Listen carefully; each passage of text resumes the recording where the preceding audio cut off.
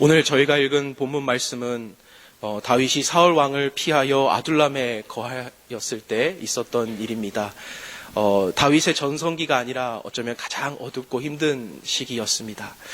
하나님께서 부르시고 왕으로 기름 부음 받은 이후에 이 일들이 일어나고 있다는 것이 참 저희들이 주목해야 할 것일 것 같습니다. 사울의 미움을 받아 도망자로 살고 있는 것이 현재 다윗의 모습입니다. 지명 수배자요 생명의 위협을 느끼며 살아가고 있습니다. 여러분 많이 억울할 것 같습니다. 답답하고 삶의 문제가 잘 안 풀리는 것 같을 것 같습니다. 이러려고 왕으로 기름 부음 받은 것은 아니었을 텐데 하나님께서 부르시고 난 이후에 평범했던 다윗의 삶이 목동에서 그냥 일상을 보내었던 다윗의 삶이 한순간에 왕으로 기름 부음을 받고 난 이후에 왕으로서의 삶을 누리고자 했던 것도 아니었는데 어느 순간 고난이 찾아왔습니다. 그 고난은 우리가 생각할 수 없는 그런 고난일 것입니다. 여러분 아이러니한 것은 하나님께서 이 사명을 주시지만 그 직분을 주시지만 동시에 고난이라는 패키지를 이렇게 함께 가져다 주십니다. 그 이유는 성경에서는 이렇게 이야기합니다. 신명기서 8장 2절에 내 하나님 여호와께서 이 40년 동안 내게 광야길을 걷게 하신 이유는 기억하라 이는 너를 낮추시며 너를 시험하사 내 마음이 어떠하는지 그 명령을 지키는지 지키지 않는지 알려 하심이랴. 여러분 이 말씀을 보면요. 고난의 문제는 하나님께서 주시고 싶어 주시는 것보다 또 그 고난의 문제는 우리의 삶 가운데 해결하지 못하시는 하나님의 능력의 부재에 있음이 아니라 하나님께서 그 고난을 통하여 우리의 마음이 어디에 있는지를 알고 싶어 하시는 거예요. 그 고난을 통하여 우리의 사명의 길을 주어졌지만 직분이라는 걸 주어졌지만 하나님께서 동시에 우리의 삶 가운데 고난의 길을 넣으시면서 과연 내 마음이 나를 높이는지 하나님을 높이는지 내 인생에서 내가 어떠한 삶을 사는지 하나님의 명령을 어떻게 그것을 지키는지를 살피고자 하였다라고 적고 있습니다. 항상 기억하시기를 원하는 것은요. 우리의 삶의 고난이나 이런 다윗과 같은 어려움이 찾아왔을 때 그것은 너무나 당연한 것입니다. 예수님을 믿는 자에게는 고난과 환난이 찾아오는 것이죠. 그렇게 잘 믿는 분들에게 시험과 환난이 찾아올 때에 우리가 기억해야 할 것은요. 그 고난은 하나님께서 어쩌면 나를 테스트하고 나를 더 다윗 되도록 하나님께서 우리를 훈련시키는 하나의 창고일 줄로 믿습니다. 하나님을 겸손하게 더 잘 섬길 수 있고 사명과 함께 그 고난의 자리에서 더 잘 이룰 수 있다면 하나님께서 어쩌면 우리 고난을 통한 우리의 인생의 축복일 줄로 믿습니다. 오늘 이 다윗은 이 어려운 시기를 어떻게 이렇게 잘 극복할 수 있었는지 오늘 사무엘상 23장을 통하여서 우리는 하나님께서 인정하는 신앙인이라는 그 모습을 우리는 조금 발견할 수 있을 것 같습니다. 그 본문에서 중요하게 다루는 몇 가지 중요한 사실은요. 첫 번째로는요. 자리가 중요한 것이 아니라 사람이 중요하다는 것을 알려주고 있습니다. 포지션 자체가 중요한 것이 아니라 person, 한 사람입니다. 여러분 1절을 보면 사람들이 다윗에게 전하여 이르되 보소서 블레셋 사람들이 우리의 타작마당을 탈취하더이다. 여러분 이 사실을 가져왔습니다. 여러분 이 사실에서 주목할 것은 우리는 다윗이 너무나 대단한 사람이에요. 그래서 사람들이 다윗에게 가져오면 당연하다고 생각해요. 왜냐하면 우리는 다윗 왕으로 알고 있으니까요. 근데 여러분 이때 누가 있었어요? 사울이 있었어요. 사울이 이 당시에 왕이었고요. 아직 정식적으로 취임하지도 않았던 다윗이었습니다. 그리고 아둘람 굴에 숨어서 지금 사울에 쫓기고 있는 지명수배자입니다. 그래서 사울은 지금 다윗을 찾아다니는 상황에 있습니다. 그런데 사람들이 누구에게 찾아와요? 다윗에게 찾아옵니다. 그래서 다윗에게 지금 한 해 동안 자신의 지었던 농사를 블레셋 사람들이 빼앗아 간다고 하소연을 하고 있는 거예요. 이때 여러분 우리가 알 수 있는 것은 무엇이냐면요. 중요한 것은 그 자리가 사람을 만들어 나간다는 거 우리는 알고 있지만 중요한 것은 어떠한 사람이 되느냐가 그 자리를 만들어 나간다는 사실이에요. 다윗을 보면 알 수 있죠. 피하고 쫓기는 사람이었지만 사람들은 그에게 몰려들고 있어요. 여러분 어떤 자리에 있느냐 직분에 있느냐 신분이 중요한 게 아니라는 것을 우리가 알 수 있다는 거죠. 어떤 사람이 되어지느냐가 먼저 중요하다는 거예요. 문제를 해결할 수 있는 위치나 권한이 있는 사람에게 우리는 모든 문제가 생기면 그에게 찾아가기 마련이에요. 그런데 사람들은 다윗에게 찾아가고 있어요. 우리의 세상의 눈에 볼 때는 다윗에게는 아무런 권한이 없어요. 피하고 있는 쫓기는 사람일 뿐이에요. 근데 사람들의 마음에는 다윗에게 찾아가게 되었어요. 왜 그랬을까요? 이 사람이 진정한 리더였겠죠. 진정한 리더는 자신의 위치 때문이 아니라 모두가 그에게 찾아가는 인물이었을 거예요. 마치 예수님처럼요.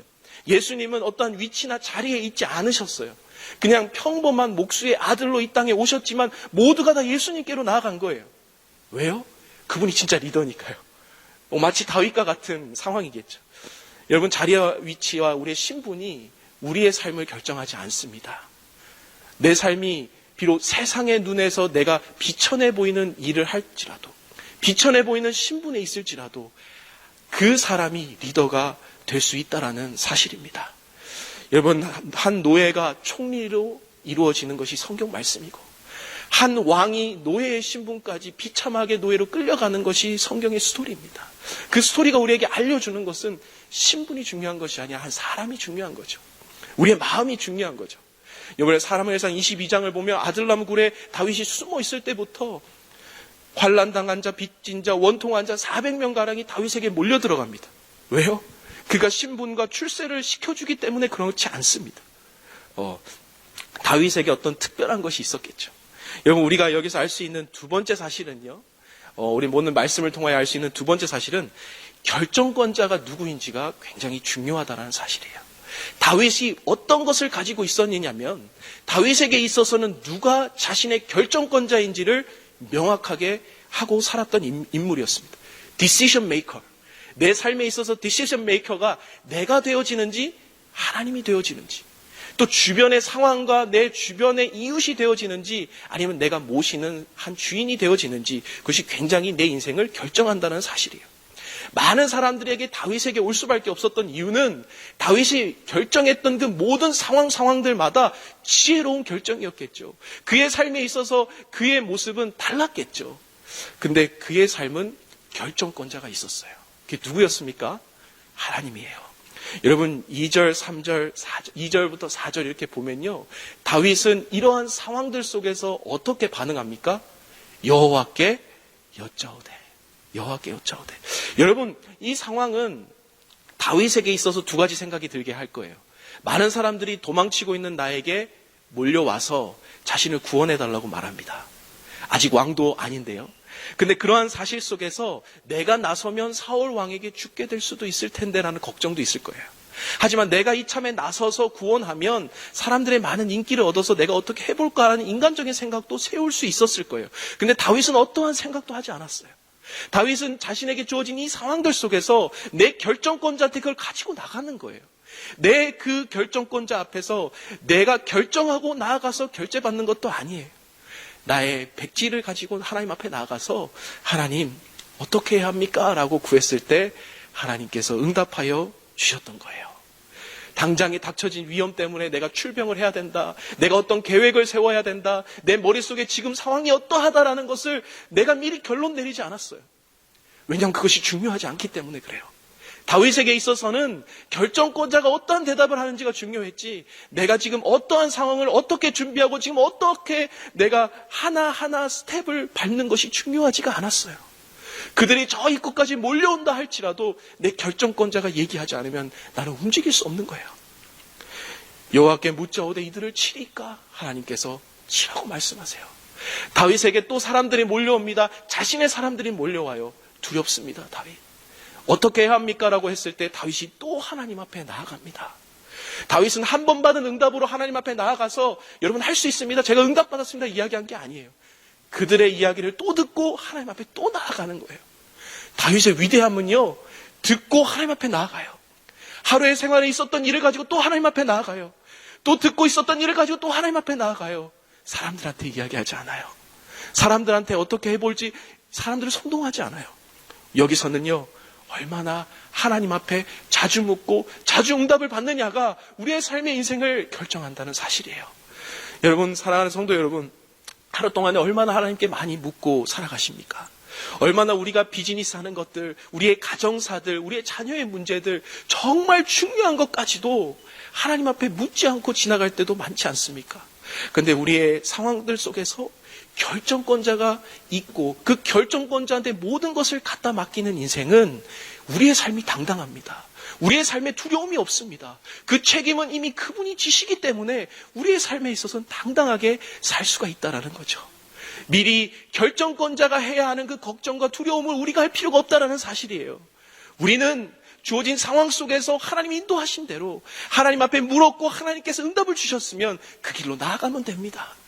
내 건강이 부족하다, 우리의 자녀가 너무 많다, 우리의 사역이 너무 많다, 여러분 여러 가지 이유들이 있을 수 있죠. 근데 사역을 하나를 맡겨야만 되는 사람이 있어요. 근데 사역을 10개를 맡겨야 하는 사람이 또한 있는 거예요. 또 하나님 편에서는 이 사람에게는 건강이 완전히 있어야만 사역을 할 수 있는 사람이 있는 반면 어떤 사람에게는 건강이 부족하여도 사역을 해야 하는 사람이 있는 거죠. 그는 결정권자가 결정해 주시는 거겠죠.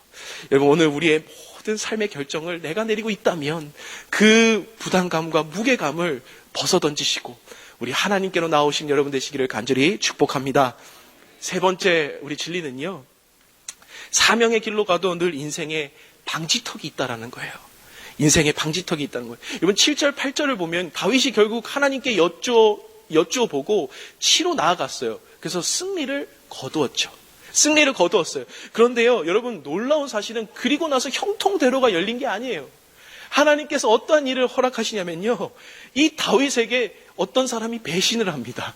여러분 성경 말씀을 같이 읽었지만 그일라 사람을 구원하고 백성을 구원하는데 어떤 사람이 사울 왕에게 가서 다윗이 여기 있다라고, 그일라 지방에 있다라고 사울에게 일러줍니다. 그래서 사울이 다윗이 있는 곳으로 군대를 일으키려고 하는 소식이 다윗에게 들려왔습니다. 여러분 이쯤 되면요, 다윗은 참 많이 힘든 것 아니에요? 여러분 하나님의 사명 때문에 왕으로 기름 부음 받았고 아둘람 굴에까지 쫓겨갔고 이 사람들의 하나님의 응답 때문에 이 사람들을 위해서 구원까지 해줬는데 동시에 배신까지 당했어요. 여러분 이러한 인생이 얼마나 비일비재하게 많습니까? 우리의 삶에서도요. 근데 알 수 있는 것은요, 하나님의 일을 함에 있어서는 모든 것이 순탄하지가 않습니다. 순탄하지 않는 것이야말로 하나님의 일일 줄로 믿습니다. 하나님의 일이 어떻게 순탄할 수가 있겠습니까? 세상은 죄악 가운데 있는데 우리는 진리를 위해 싸우고 있는데 그것이 진통함과 우리의 고난과 아픔이겠죠. 그일라에게 알려준 사람이 누굽니까? 다윗을 배신했던 사람이 누굽니까? 여기서는 그냥 어떤 사람이라고만 알려주고 있어요. 왜 그래요? 어떤 사람이 누구인지는 중요하지 않기 때문에 그래요. 그 어떤 사람이 그일라 백성일 수도 있어요. 다윗이 그들을 위해 구원을 베풀어준 백성일 수도 있어요. 오히려 어떠면 그 다윗을 따르는 사람 중에 배신한 사람일 수도 있어요. 그리고 다윗 중에서 블레셋 사람 중에서 다윗에게 패배한 사람일 수도 있어요. 근데 그것은 나타나 있지 않습니다. 왜요? 그건 중요하지 않기 때문에 그래요. 오직 결정권자가 누구에게 있고 다윗이 그것을 가지고 이 상황을 어떻게 반응하느냐, 이것을 가지고 다시 하나님 앞에 나아가느냐, 아니면 이 상황을 가지고 흔들리느냐, 그것이 다윗에게 있어서는 중요했다는 거예요. 여러분 아까 말씀드렸던 그 방지턱이요, 영어로 말하면 스피드 범프라고 하죠. 스피드 범프. 스피드 범프가 뭡니까? 속도 낼 때 여러분 속도 내지 마시라고, 속도 줄이라고 하는 게 스피드 범프입니다. 우리의 인생길의 사명길에 있어서 우리가 사명을 위해 속도를 냅니다. 근데 하나님께서 고난길을 주셨다는 것은 스피드 범프를 주시는 거예요. 우리의 삶에 잠시 속도를 줄이도록 하시는 거예요. 왜요? 우리가 사명만을 바라보다가 하나님 잃지 말라고. 하나님 우리에게 주신 그 왕이라는 사명의 자리에서 왕이라는 것만 쫓고 나아가다 보면 우리는 하나님을, 결정권자를 잊고 살아갈 때가 너무 많기 때문에 그래요. 그래서 이 스피드 범프, 인생에 있어서 이 방지턱은 우리의 삶에 있어서 잠시 속도를 줄여 하나님을 바라보게 한다라는 사실입니다. 우리의 인생에서도 많이 웃지도 못하고 울지도 못하는 상황, 기가 막힌 상황들이 많이 있으시죠. 그러한 상황 가운데 우리가 기억해야 할 것은, 이것은 하나님께서 우리에게 주신 과속 방지턱이라고 생각하시면 좋을 것 같습니다. 그 상황 속에서 하나님을 묵상하게 하고 잠시나마 내 삶에 하나님이 나에게 주신 이 은혜가, 이 99가지의 은혜를 잊어버리고 한 가지의 고난 때문에 힘들어하지 말고 한 가지의 고난을 이 99가지의 은혜로 덮어버리면 우리의 삶 안에 다시 한번 고난 때문에 더 힘차게 나아가는 우리의 삶이 될 수 있다는 메시지일 줄 믿습니다. 네 번째는요, 사람이 일을 이루는 것보다 하나님의 일하심이 더 뛰어나다는 사실을 우리의 말씀을 통하여 알려주고 있습니다. 여러분, 전쟁 준비를 하거나 어떠한 결정을 내리지 않는 다윗을 보게 되죠. 근데 그 다윗은요, 하나님 앞에 여쭙고 또 여쭙고 또 여쭙습니다. 10절, 11절, 12절에 계속 여쭤봅니다. 하나님, 그들이 내려온다고 합니다. 어떻게 해야 합니까? 저희가 백성을 데리고 떠나야 합니까? 너무 자세하게 이렇게 물어보죠. 이것을 무엇을 말하고 있어요? 우리의 모든 상황까지도 하나님 앞에 기도하고 하나님 앞에 여쭤봐야 된다는 거예요. 하나님, 이렇게 전도해야 합니까? 이렇게 이 사람에게 나아가야 합니까? 제가 지금 떠나야 합니까? 제가 이 시기입니까? 하나님 다 말씀해 주세요. 그때 여호와께서 어떻게 응답하세요? 그가 올 것이다.